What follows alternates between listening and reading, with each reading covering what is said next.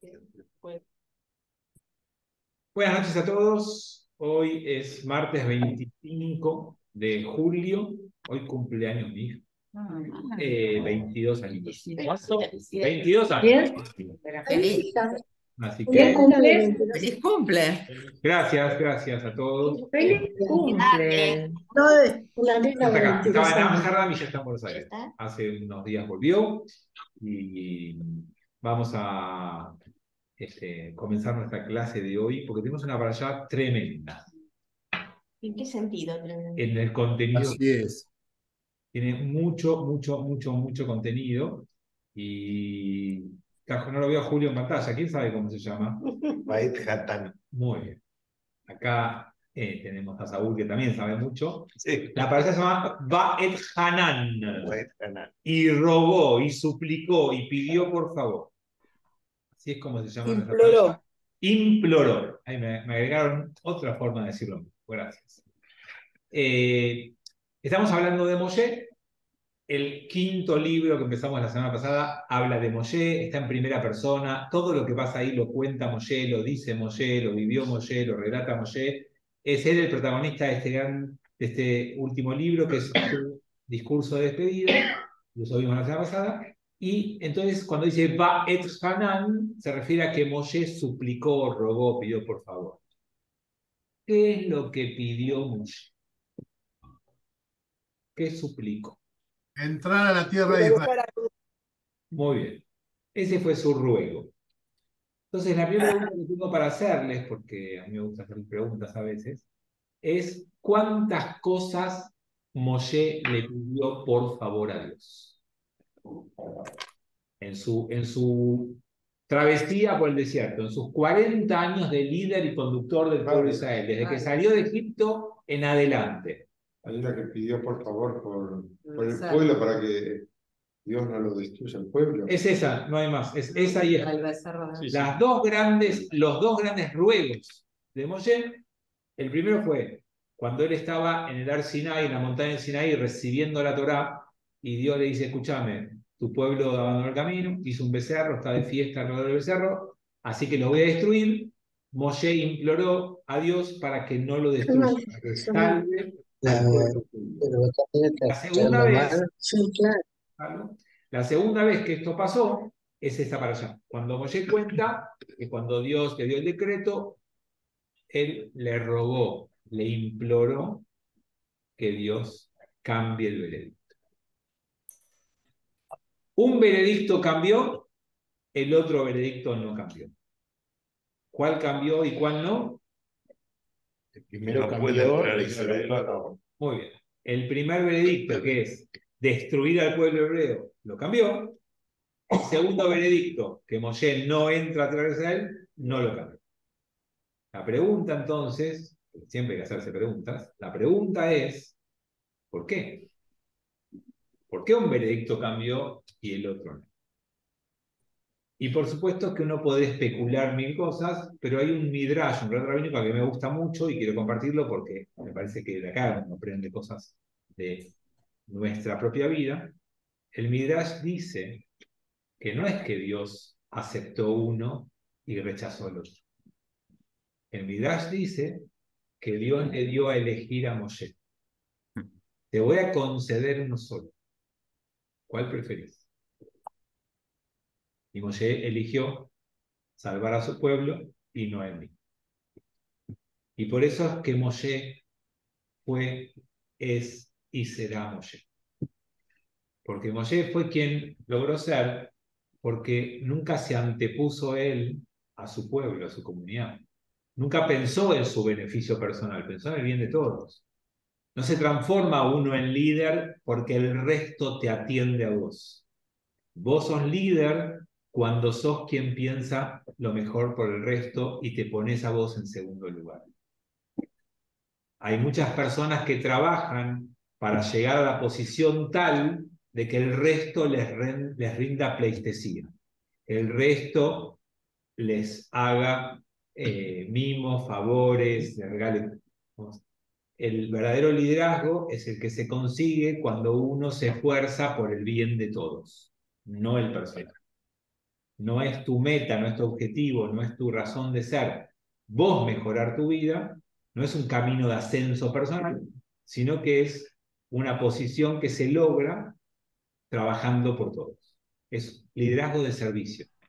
Y Moshe era eso. Ese es el rol, esa es la función, ese es el perfil de nuestro líder Moshe. Y este Midrash lo pinta de esa manera, aunque podemos obviamente encontrar otras razones de por qué finalmente no entra. Por ejemplo, para decir una más, de acá aprendemos la idea de capitán de barco. Cuando vos sos el capitán de un barco y el barco se hunde, sos el primero en que se salva y entra un bote salvavidas. El último. Bueno, si el barco de los que salieron de Egipto se hundió, porque todos se fueron muriendo en el desierto y ninguno ingresó a la tierra de Israel, ¿por qué él iba a ingresar? Vos seguís la misma suerte que tu barco. Vos no podés tener una suerte distinta que tu tripulación o que tu barco. Entonces, si Moshe condujo al pueblo a través del desierto y nadie va a entrar y que todos que cayeron en el camino, él también sigue la suerte de su comunidad, de su pueblo, de su barco. Entonces, quizás por eso tampoco esto. Sí, Claudio. Vos habías explicado una oportunidad que Hashem le dijo que no estaba preparado para ingresar a la tierra prometida, cuando en vez de hablarle a la roca para que salga agua, la golpeó y repitió la acción anterior. ¿De dónde surge eso? ¿Yo dije eso? Sí, la vez pasada. Si mi memoria no falla, sí. No se tienen que acordar lo que yo digo. Porque... No, está bien, es correcto.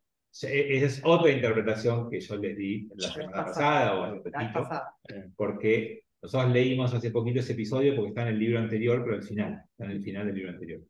Y yo les conté que no entre Israel no es un castigo, es una consecuencia. Y la consecuencia es que Moshe dejó de estar abierto a los cambios, dejó o perdió adaptabilidad, flexibilidad, lo que necesita todo líder. Porque hace muchos años le había dicho Dios que para sacar agua de la roca la golpeé, él la golpeó y salió agua, y en esta ocasión Dios le dice, ahora hablale para sacar agua, y él la golpea, porque no confió en algo nuevo, porque dijo, voy a hacer lo que alguna vez me había resultado, voy a repetir. Entonces, simbólicamente, lo que nos enseña ese pasaje, Claudio, es que para liderar hay que ser flexible, hay que adaptarse a los cambios, ser abierto, hay que poder tener lo que Moshe ya no tenía, y entonces no es que no entra porque es un castigo, sino que perdió su capacidad de liderazgo, como todos perdemos habilidades que todos vamos perdiendo. Entonces, algunos de ustedes, quizás de joven, eran excelentes deportistas, fútbol, tenis, hockey, rugby, yo los veo a ustedes, yo los vi alguna vez en la tele, capaz que algunos eran deportistas, pasan los años, y bueno, no es como el vino todo. Hay cosas que pasan los años y te pones peor, no mejor. Entonces, A veces se pica también el vino. a veces se pica, pero en general si está bien cuidado y guardado, te trae una botellita, cosecha 1009, Tal cual. y, viste, puede ser un muy buen vino. Entonces, no siempre todo es equiparable al vino, a veces es equiparable a la fortaleza de un deportista. Pasan los años y te vas deteriorando. Y está bien, porque surgen otras cosas. O sea, lo interesante, lo lindo de este ejercicio llamado vida es que siempre aparece algo nuevo. Por ejemplo, cuando vos sos jugador de fútbol y pasan los años y no podés jugar más al fútbol porque ya no tenés la edad para aguantar dos tiempos, puedes ser entrenador, puedes ser representante de jugador de fútbol, podés abrir una escuela de fútbol, y en términos nuestros uno puede ser gerente, rabino, vendedor, lo que sea, un tiempo, y después sos mentor, sos coach, sos consejero, sos una persona que puede transmitir su sabiduría a las próximas generaciones. O sea que no es un castigo, es que no estás más apto para ejercer el rol de la misma manera. Y por eso aprendemos eso de ese episodio que Claudio nos recuerda en este momento. Bien, ese fue el primer tema de la parasha. El segundo es el gran tema de la parashá, el más importante, el central, el genial, el divino, el espectacular, que es... La continuidad de Moshe. ¿Hay algún judío presente? Y Oshú. Es como... La entrada a la tierra. La entrada son los calentitos, tipo los... Lo de Schuster.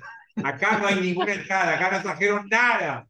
La llegada a la tierra Estamos prometida. esperando por el cumpleaños de Tamara, Claro, yo que también. llegue algo.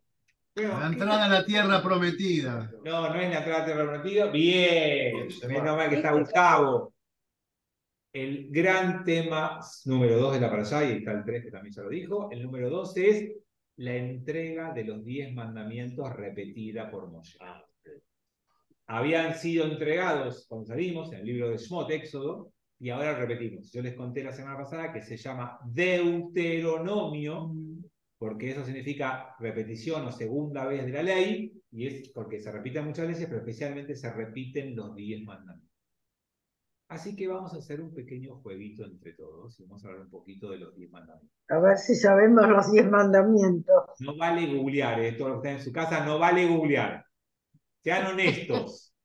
Uno de los mandamientos es no mentir, así que por favor. Primer mandamiento. Anoji. Muy bien.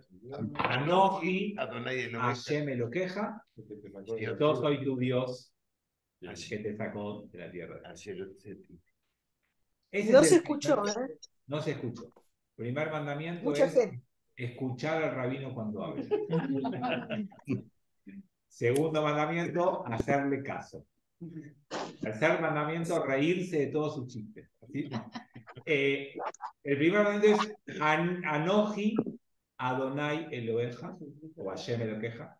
Yo soy tu Dios que te saqué de la tierra de Dios. Entonces la gran pregunta es, ¿cuál es el mandamiento? Anoji Adonai Eloheja. No dice. No tendrás otros dioses. Ese es el segundo. Ese es el segundo. Acá Amar a Dios, no sé. no dice creer en Dios. No Amarlo, dice amar a Dios. amar. No dice. Yo lo acabo de leer, No. pero dice eso.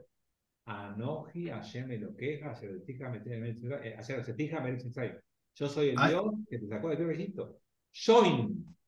La presentación. Shoin es en Hay inglés. un solo Dios.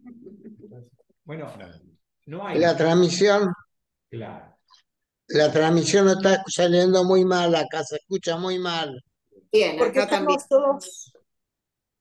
A ver. Sí, Esperen, no se te voy a escucha, silenciar a todos a ver si es un poquito eso lo que está conectando. No, pero Es una relación personal. Es una relación personal.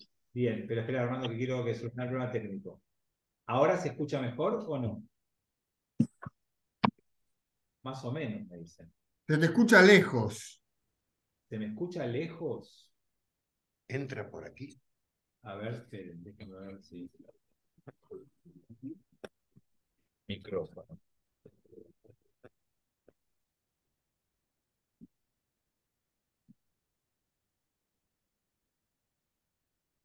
¿Así se escucha mejor? Sí. Ah, entonces estás tomando solamente del altavoz. Sí. Se escucha Esperen, mejor, ¿eh? esperen, porque no tengo problemas de internet. A ver. Ahora se te escucha bien.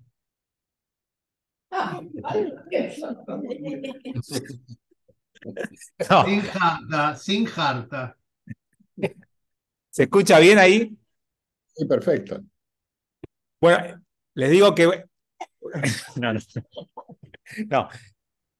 Yo soy tu Dios, como dijo recién Armando, es una relación, es un vínculo.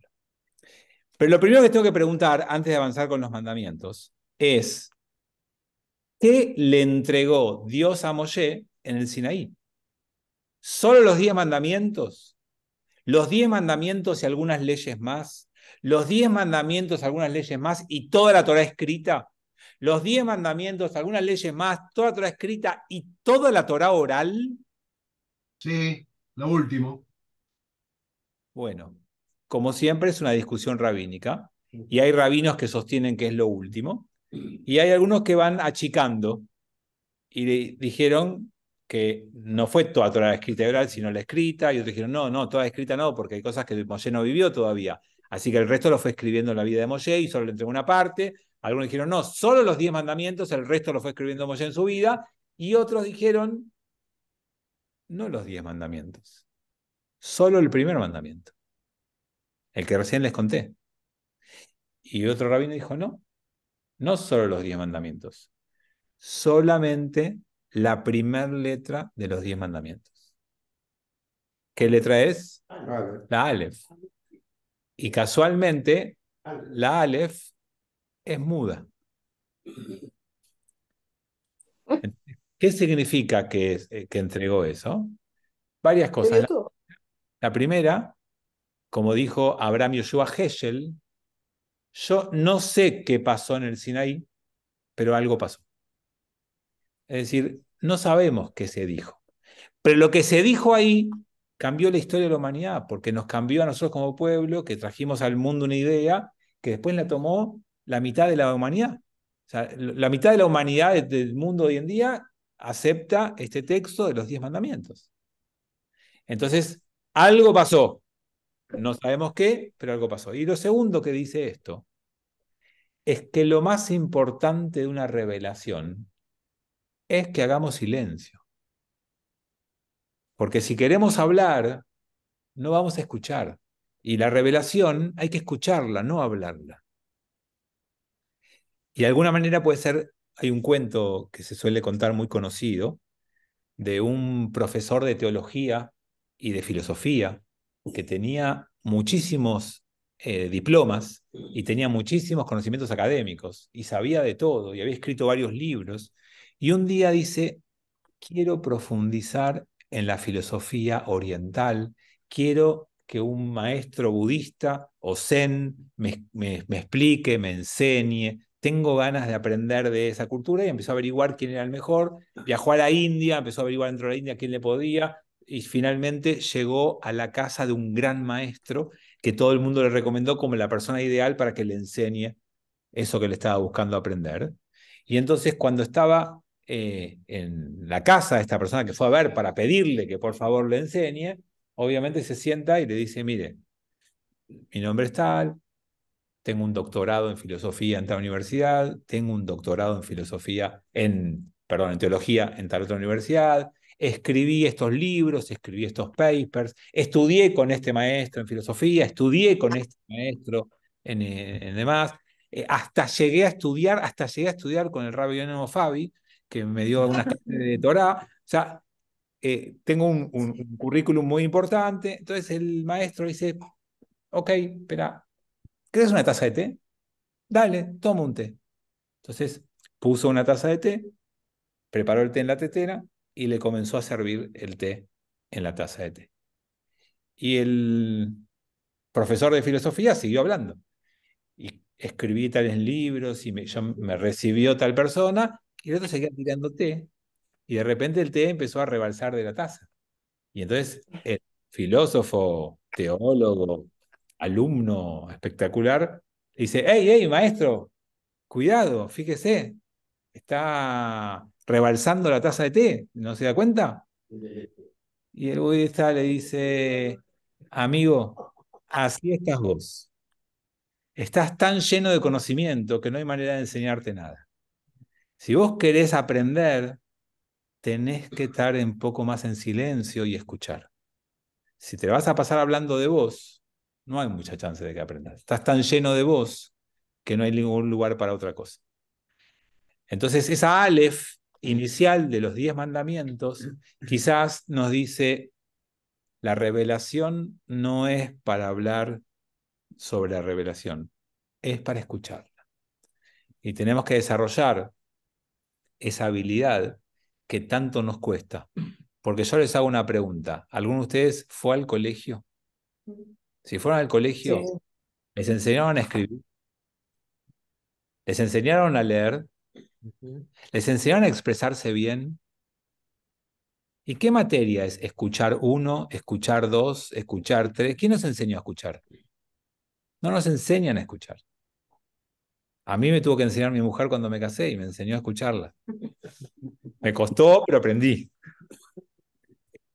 Y mi hija, no voy a decir cuál, pero una de mis hijas una vez me dijo que aprendió, no voy a decir también con quién, que cuando le dicen algo que mucho no le interesa, a poner cara de que está interesada y apagarse y no escuchar más. Pero nadie nos enseña. No te entienden cuando hablas. Acá dice, los maridos no te entienden cuando hablas. ¿Hablas en general o del tuyo?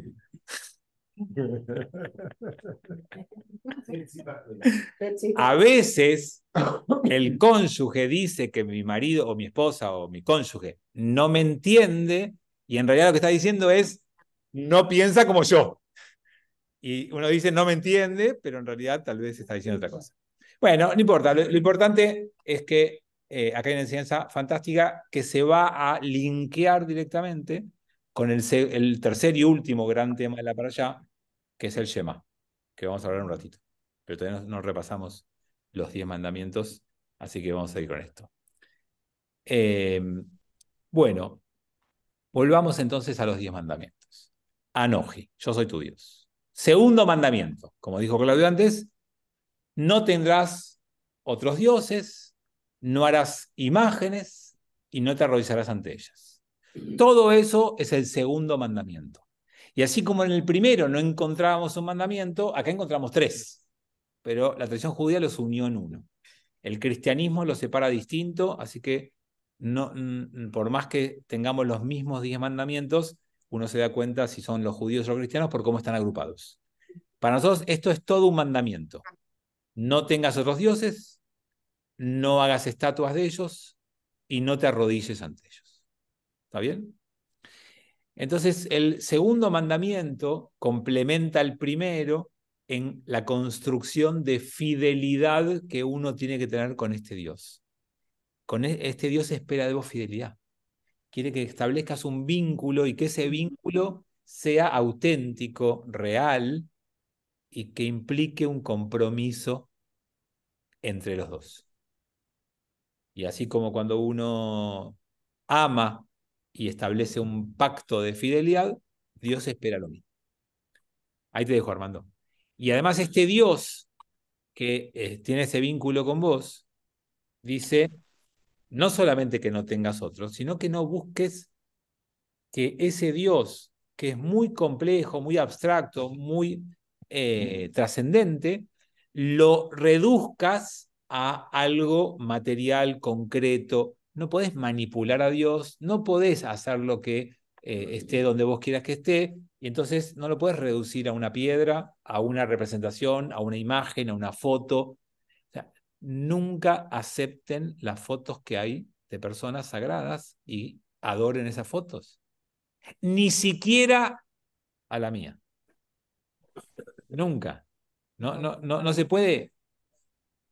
Bueno, acá hay los rabinos y los rabinos ortodoxos que tienen imágenes. Bueno, eso muchas veces les va a enseñar que cuando ellos dicen que ellos son fieles a la Torá y que nosotros la cambiamos y que ellos son la verdadera Torá, no es así. Ellos hacen su lectura, su interpretación y tienen la respuesta de una interpretación medio rebuscada de por qué lo hacen. Así como cuando nosotros tomamos decisiones de hacer una interpretación un poquito rebuscada para que la Torá sea más ética y moral en estos tiempos, ellos hacen interpretaciones más rebuscadas cuando tienen ganas de cambiar y forzar el texto. Somos parecidos en eso y no hay que asustarse de eso. Nadie lee un texto sin interpretarlo y a veces sin forzarlo un poquito. En este caso, la Torá es clara. No tengas otros dioses, no le hagas imágenes ni representaciones y tampoco te arrodilles. Tampoco seas sumiso, no te sometas. Cuando Abraham no estuvo de acuerdo con Dios, lo increpó y le planteó su descontento cuando quería destruir Sodoma y Gomorra. Y cuando Moshe no estuvo de acuerdo con Dios, lo increpó y le dijo, no destruyas al pueblo. Y en algunas cosas tuvo éxito y en otras no, lo que vimos al principio. Pero no significa que tengas que someterte a todas las cosas como si fueran sentencias absolutas. No te arrodilles. Tampoco seas un peleador, como algunos de ustedes que conozco, de todo. Pero tenés que poder tener tu propia idea de las cosas. Sí, Armando.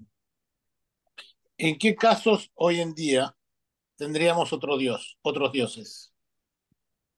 En pleno siglo XXI. Bueno, por supuesto que está lleno de ejemplos que van variando de persona a persona, pero tiene que ver cuando vos le das a algo externo a vos la autoridad de regir en tu vida. Por ejemplo, algunos jóvenes o no tan jóvenes dan ese lugar a ciertas estrellas. En algún caso del cine, del deporte, de la política. Y entonces le dan a esa persona un aura de divinidad. Y lo que esa persona dice es aceptado incondicionalmente y uno se somete a esa voluntad. En otros casos es cuando uno le da a algo que uno desea mucho ese espacio, ese lugar. Y entonces uno le da el lugar de Dios, de algo que uno adora y que uno está dispuesto a hacer casi cualquier cosa para satisfacer o para lograr o para acercarse o para alcanzarlo, a cosas como la fama, como el estatus, como el dinero, como la esposa, dicen acá. Yo creo que no, porque la esposa sí es Dios. Es una discusión que podemos tener. Pero no, Armando, hay muchas opciones y tiene que ver con el vínculo que uno establece con lo otro. Que ese otro puede ser material, personal o lo que fuera. Hay gente que vive su vida sometida a la maravilla de algo que quiere lograr y eso está por encima de todo. Y yo para conseguir eso resigno cualquier cosa. Y eso está por encima de todo. De alguna manera, uno termina siendo algún tipo de idolatría. Y cuando uno se aferra a ciertos principios, y esos principios son inamovibles y son únicos y todo vale por ese principio, a veces transformamos un principio en un Dios. Una interpretación religiosa puede ser una idolatría cuando la tomamos como una verdad absoluta. Bueno, cuando uno quiere transformar algunas ideas propias en verdades absolutas, puede caer en, no necesariamente es, pero puede caer en ello. Depende qué es lo que uno haga con esa verdad. Si yo digo, para mí hay un creador, y tomo esa idea, y vivo con esa idea, pero no se la quiero imponer a nadie, simplemente yo vivo con esa idea y vivo con la existencia de un Dios, no es una idolatría. Ahora, si yo tomo la idea de la existencia de Dios, que es teóricamente lo que la Torá nos dice, pero vivo para imponerle esta idea a los demás, y vivo para que nadie niegue esta idea, y me esfuerzo por implantar esta idea en la cabeza de la mayor cantidad de gente posible, y bueno, estoy un poquito cayendo en esa idolatría, aunque esté hablando de la idea de Dios. Entonces, es posible que uno termine transformándose en eso. Todo va a depender del vínculo que uno establezca con sus creencias, con sus principios y con sus anhelos. Y ahí es donde uno puede darse cuenta. Y puede uno en algún momento de su vida caer en esto y después darse cuenta que era una etapa de su vida donde se dejó llevar por algún fuego inspirador y después se da cuenta que estaba equivocado.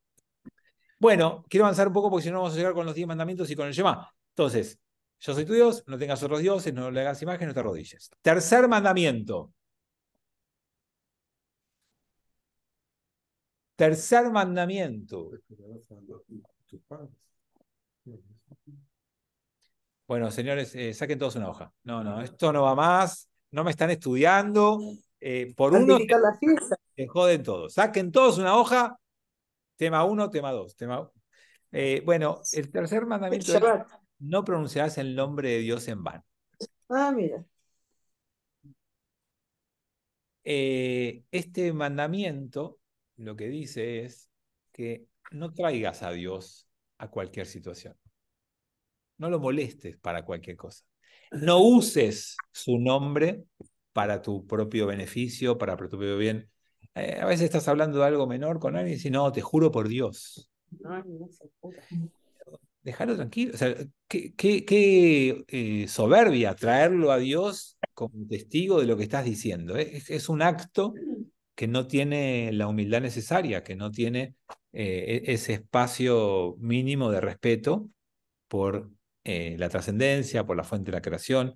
Entonces hay que tener mucho cuidado en lo que uno dice, para qué uno lo cita, a qué uno se refiere. Y cuando hablamos de Dios, hay que tener la preparación espiritual del momento necesaria para que sea con respeto, para que sea en sintonía con lo que uno está diciendo. Por eso siempre uno guarda el nombre de Dios como nombre para rezar, para leer de la Torá, no en la vida cotidiana. Y le cambiamos el nombre a Dios en la vida cotidiana para no utilizarlo en vano. Porque además, cuando vos repetís demasiado una palabra, le quitas el valor. Si yo te digo a vos, te amo, sí, te lo dije a vos. Son un montón.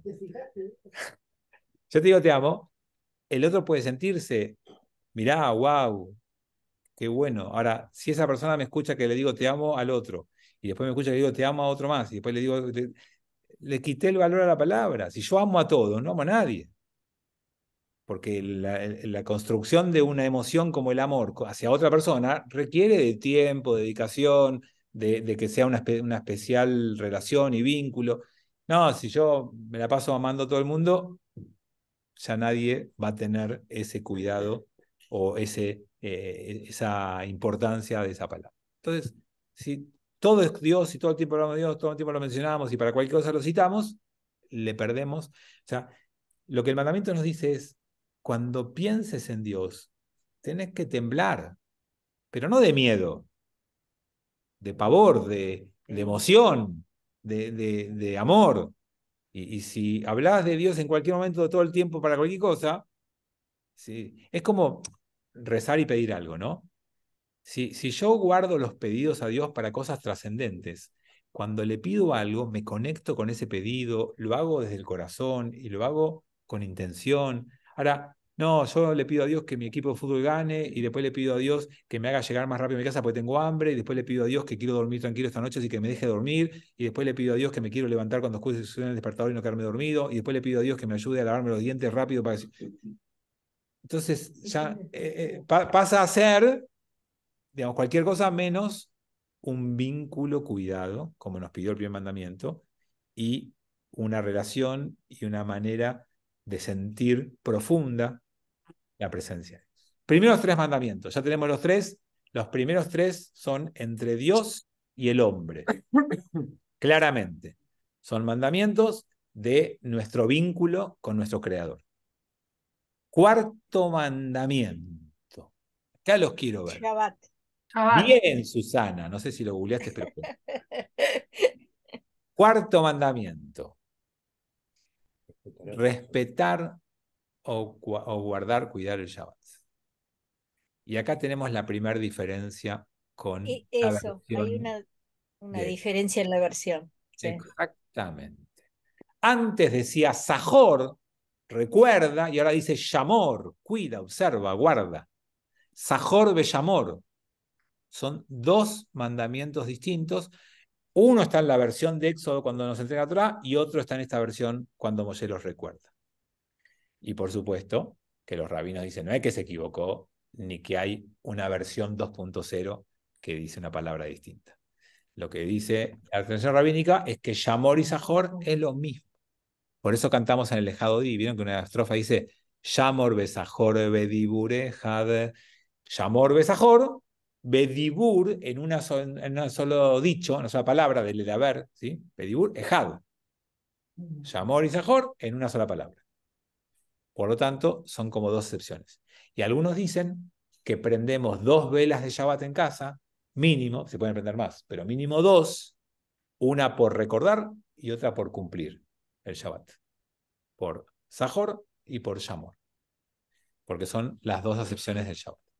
Ahora, una vez que tenés establecido un vínculo con Dios, tenés que tener un vínculo profundo con tu existencia, con tu tiempo. Tienes que tener conciencia de tu tiempo, tienes que ser agradecido de tu vida.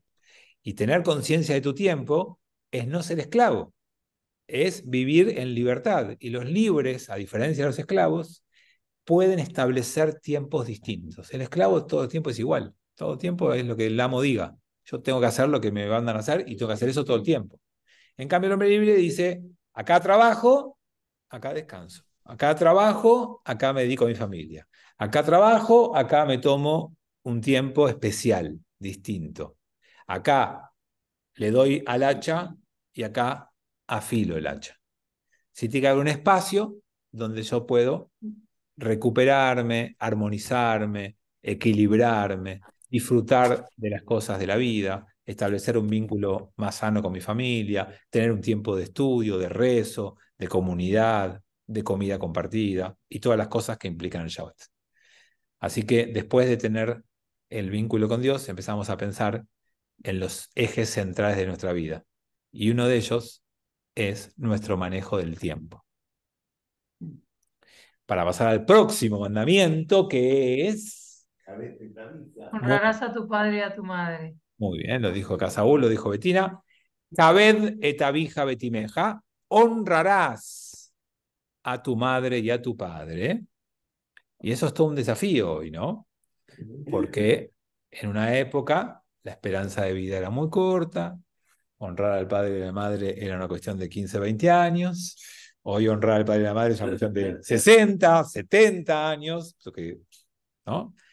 Porque el papá puede vivir 80, 90 y vos naciste a los 20 de ese papá o de esa mamá. Entonces, nada, es todo un trabajo, toda una situación de honrar al padre y a la madre desde una realidad un poquito distinta hoy en día, y entonces ahí puede entrar en juego algo un poco, me parece a mí interesante, que es saber que esas personas te dieron la vida, que tenés que ocuparte de ciertas necesidades, pero no significa que vas a cumplir caprichosamente cualquier cosa que esos padres te digan, porque todo tiene un límite, y el límite es que todo lo que te pidan esté dentro de la ética y la moral que esta misma Torá te propone.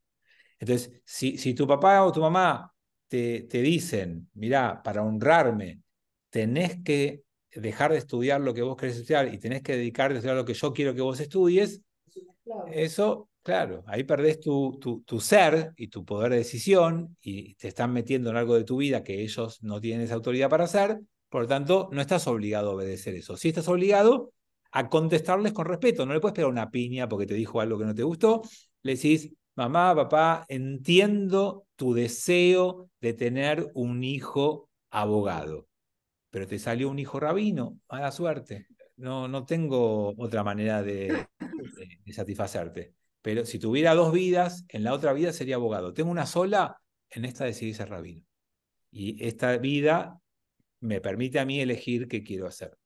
Ahora, si ese padre o esa madre me llama o me pide algo y yo le insulto, le contesto mal porque me cayó mal o porque vengo de un trabajo que me maltrataron o porque tengo un problema con el auto, entonces ahí estoy faltando a esto. Tengo que tratar a los padres con respeto, tengo que reconocerles lo que hicieron por mí y tengo que hacerlo todo dentro del mismo marco de la Torá que me rige. Y si mi mamá no tiene fondos para comer y yo la puedo ayudar en su alimentación, lo tengo que hacer. Pero si mi mamá tiene ganas de viajar a París y pasar un mes en la ciudad de las luces, que espere a Hanukkah no tengo por qué cumplir con ese, salvo que pueda y lo haga con gusto y placer. Armando, habías levantado la mano y lo bajaste. ¿Seguís queriendo decir algo? Sí, justamente te quería preguntar qué significa respetar a los padres, porque es un concepto muy amplio. Creo que lo contestaste un poco. Ok, y les agrego algo más de la palabrita, porque kabed viene de peso en hebreo. O sea, lo que tus papás te dicen tiene que tener un cierto peso en vos. No significa que los obedezcas 100% en todo o que hagas cualquier capricho. Pero tampoco te puede ser indiferente. No es te da lo mismo. No es que te resbala. Tiene un peso, porque son tus padres, y tenés que ver si tenés posibilidades de hacerlo sin perder tu libertad, tu identidad, quién sos, ni tampoco tu integridad física, ni tu seguridad económica. No, es que a mi mamá le gustan las piedras preciosas. Bueno, le regalé una foto de Pedras Preciosas, le doy una página de internet donde las puede ver. No estoy obligado a comprárselas. Bueno, tenemos ya los primeros 5 en este que estamos hablando, así como los primeros 3 tenían que ver con el vínculo con Dios. El cuarto de Shabbat tiene que ver con reconocer a Dios en la tierra que nos dio la libertad, y este quinto es reconocer a Dios que es nuestro Padre también. O sea, podríamos extender a decir, honra a tu padre, a tu madre y a tu padre en el cielo, o a tu madre en el cielo, porque somos igualitarios en ese término, y podemos decir que eso implica respetar también a Dios como parte de ese mandato. Y el sexto mandamiento es... No asesinarás. Muy bien. Lo tirtzaj. No vas a asesinar, no vas a terminar caprichosamente con la vida de otro. Y dice asesinar porque matar en defensa propia se puede. Y no vas a asesinar porque el hombre y la mujer están hechos a imagen y semejanza de Dios, porque cada uno de nosotros tiene una imagen divina y cada ser humano debe ser visto como la continuidad de Dios en la tierra.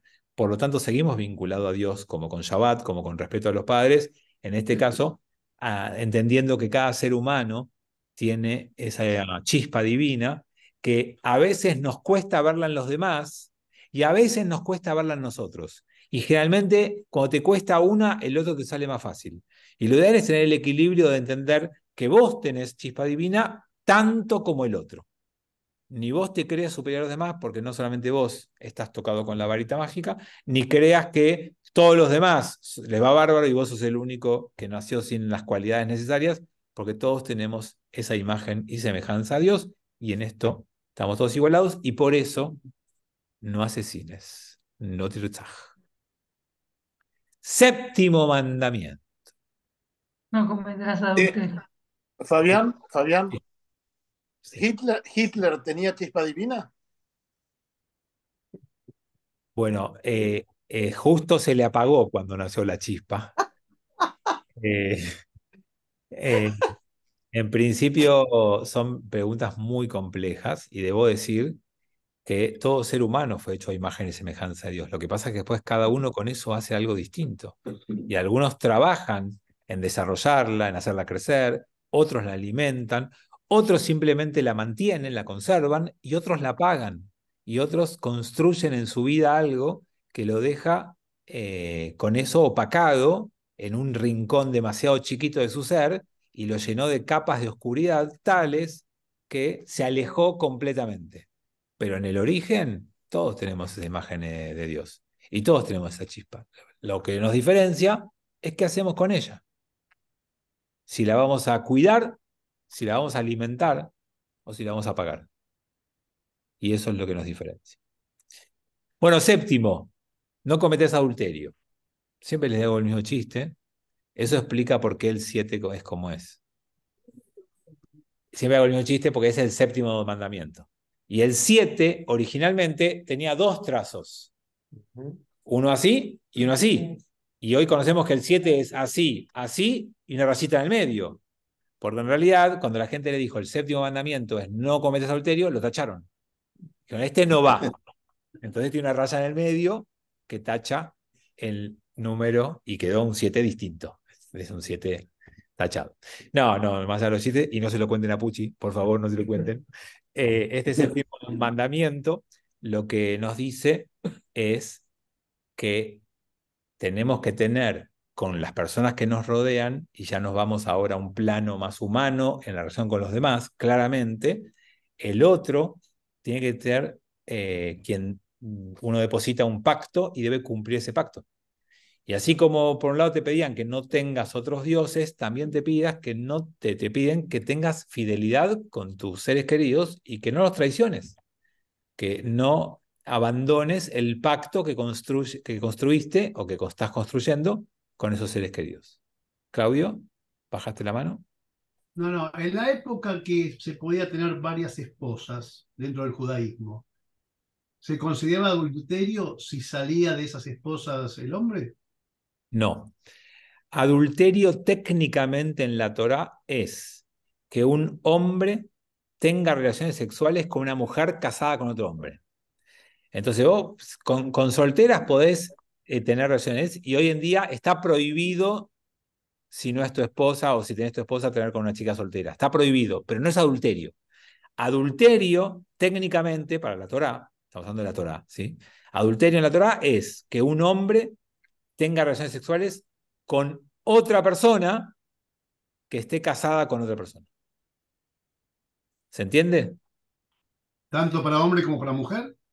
No, en la época de la Torá solamente el hombre con una mujer soltera, porque la mujer no puede cometer, a ver, sí, comete adulterio con el hombre, o sea, es lo mismo, visto de un lado y del otro, pero el adulterio es cuando el hombre casado con una, dos, tres, cuatro, cinco, seis, siete, ocho, 10, 12, 15, 20, 30 mujeres, está con una distinta que está casada con otro hombre. No le alcanza con todas esas. Bueno, puede ser que tenga una sola y vaya a buscar una segunda, puede ser que tenga dos y vaya a buscar la tercera, puede ser que tenga tres y vaya a buscar la cuarta. Es así, el ser humano busca lo que no tiene. Siempre es... Uy, pero no tengo más tiempo. Estamos con el 7 que se no comete adulterio. El octavo, seguimos entre los hombres conviviendo y es... No robarás. Muy bien, no A ver robarás. con el secuestro de un alma, más importante que robar algo. Muy bien, no vas a robar a otra persona, no vas a robar las ideas de otra persona, no vas a robar el tiempo de otra persona. Tengan cuidado. El no robarás tiene muchas implicancias y aplicaciones. Además de que siempre decimos que como todo es tan grave y fuerte en los 10 mandamientos, hablamos del secuestro, robar almas, porque si venís de cosas tan fuertes como creer en Dios o la existencia de Dios y cosas tan tremendas como no asesinar y venís con respetar a los padres, si le robé 50 pesos el delante que se le cayeron, ya falté unos 10 mandamientos, es como que les parecía poco, entonces los rabinos lo asociaron a el secuestro de almas. Pero piensen que robar es muchas de las cosas que a veces hacemos en detrimento de otros sin darnos cuenta que es robar. Si yo te robo el tiempo, está mal. Si yo te robo las ideas, también está mal. O sea, tenemos que tener cuidado con este mandamiento en muchos aspectos, de muchas formas. Y hay que seguir profundizando en que este y el anterior estamos hablando del vínculo con los hombres, con los prójimos, con los otros. Y el tercero, perdón, el noveno, pero el tercero de esta ciclo de 3 es... No prestará falso testimonio. Muy bien. Y eso significa que con lo que vos digas no puedes ser pagarle a un inocente un castigo.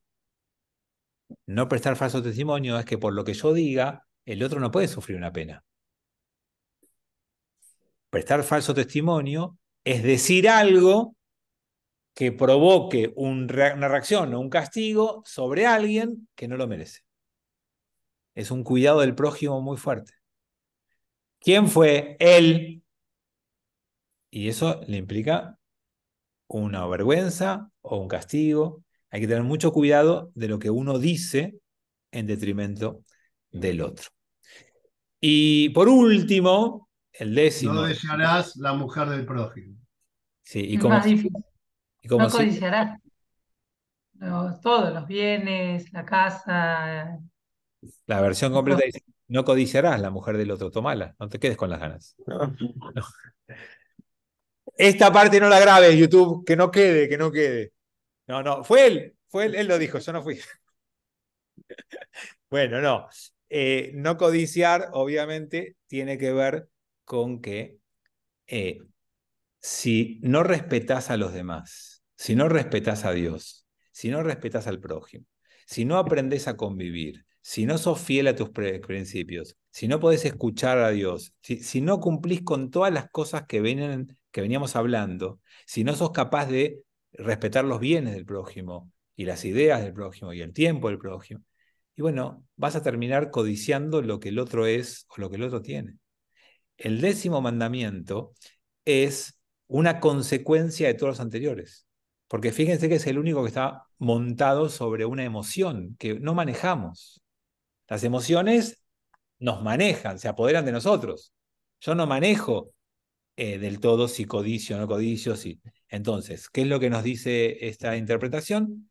Que cuando yo no cumplo con todos los mandamientos anteriores, lo más probable es que termine codiciando las cosas de los demás, por no haberles dado el respeto, el lugar que se merecen y que me impedirían hacerlo. Y si yo me pongo mucho cuidado en todo lo anterior, tengo que hacer un pequeño esfuerzo más para, además de todo eso, no estar mirando el pasto verde del vecino. No estar atento al otro más que a mí mismo. Y esto, como muchos, hay que darlos vuelta. Y la contracara de este mandamiento es: aprende a ser feliz con lo tuyo. En lugar de tener todo lo que querés, tenés que querer todo lo que tenés. Tenés que estar feliz con tu parte, como dice acá Saúl. Mi ujaham asameach bejelko. Mi uashir, no mi ujaham. ¿Quién es el rico? El que está contento con su parte. Mi uashir asameach bejelko. Eso dice Pirkei Avot. Que, Pero, digamos, ¿y la ambición? ¿Dónde queda la ambición de progreso? bueno, acá hay dos cosas. Una, acá, Dani, dijiste Envidia, que me parece que la envidia lo resumía. que le parece que la envidia es como bastante cercana y por eso un día tenemos que charlar seriamente si existe la envidia sana. Creo que no, o hay que charlarlo. Y Armando trae un tema también para pensar, porque la ambición es con vos mismo. El problema es cuando tu ambición es querer lo que tiene el otro, o querer parecerte al otro, o querer ser el otro. Cuando tu ambición es superarte a vos mismo, está perfecto. El mejor indicador de esto es cuando yo me doy cuenta cómo estoy en función de cómo estaba. Si yo salí a caminar y di 3 vueltas a la manzana y me vuelvo a mi casa y le pregunto a mi amigo por chat: ¿vos cuántas vueltas a la manzana das? ¿Qué me da ese? ¿Qué información me da? Ahora, si yo di 3 vueltas a la manzana, digo, bueno, tengo ambición, como dice Armando. En un mes quiero dar 5 vueltas a la manzana. Entonces me entreno, practico y veo si me voy superando. Y después quiero dar 5 vueltas sin agitarme. Y después quiero dar 5 vueltas en menos tiempo. Y después quiero... Ahora, si yo quiero dar 5 vueltas porque mi vecino da 4, es un problema. Entonces, no codicies lo que el otro es o tiene, valorá lo que sos. Mírate a vos mismo con el respeto que te mereces. Bueno, estos son los 10 mandamientos. ¿Vos, ¿Sí? vos habías dicho querer lo que tenés o tener lo que querés? ¿Cómo era eso? La diferencia es que hay gente que quiere tener todo lo que desea y hay gente que ama o desea con corazón lo que tiene. Es decir, o vos podés plantearte trabajar para conseguir cosas que hoy no tenés porque las deseas mucho, porque las querés mucho, entonces querés tener todo lo que querés, y hay otros que tienen que trabajar para querer todo lo que tienen. En lugar de esforzarte en tener más, el desafío de la vida es generar felicidad con lo que tenés. Poder aprender a disfrutar lo que sos. Bueno, nos quedó el Shema, no tenemos el tiempo de verlo porque ya nos pasamos unos minutos, pero todos los viernes lo cantamos en el templo, así que vengan el viernes al templo y lo van a cantar conmigo y ahí vamos Los a... sábados también. Los sábados también, por supuesto, a la mañana. En Minjá no vengan a Minjá porque ahí no cantamos Shema, pero en Shaharit y en Arvit siempre. 2 veces por día, al amanecer y al anochecer. O al anochecer y al amanecer. Bueno, amigos, gracias que nos acompañamos mutuamente. Mañana es Tisha B'Av a la noche, así que tenemos servicio acá a 19:40 y después tenemos un lindo espacio con un psiquiatra muy conocido que vamos a hablar de algunas pérdidas y algunas rupturas en nuestra vida. Los espero mañana los que puedan. En Shabbat los esperamos. Les cuento, no sé si saben, este Shabbat no transmitimos desde Lambrot. Va a haber servicio en Lambrot con la Rabina Devi. El Shabbat lo transmitimos desde Mahané. Así que no se lo pierdan. El Shabbat de Mahané es maravilloso, es fantástico. Así que vamos a estar el viernes transmitiendo desde el Mahané con nuestros chicos, un Shabbat maravilloso. Así que los espero Shabbat Shalom, Javi. martes que viene. Chau. Gracias. Buenas Gracias. noches. Gracias. Chao, Chao, chao. buena semana para todos. Gracias Igualmente. igualmente. Gracias. Shabbat Shalom.